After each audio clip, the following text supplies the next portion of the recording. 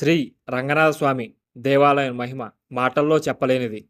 తమిళనాడులోని శ్రీరంగం అనే పవిత్ర ద్వీపంలో కావేరి నది తీరాన వెలసిన ఈ ఆలయం భక్తుల హృదయాల్లో ప్రత్యేక స్థానం సంపాదించుకుంది.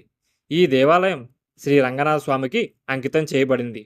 స్వామివారు ఆదిశేషుడిపై విశ్రాంతిగా శ్రయిస్తూ కనిపించే రూపం భక్తులకు అపారమైన శాంతిని ఇస్తుంది.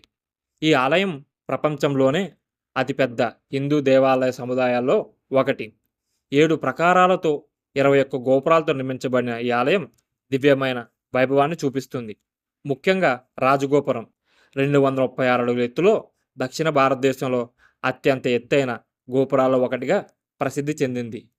పురాణాల ప్రకారం ఈ విగ్రహాన్ని శ్రీరాముడు లంకలోని విభీషణునికి ఇచ్చినట్లు చెబుతారు.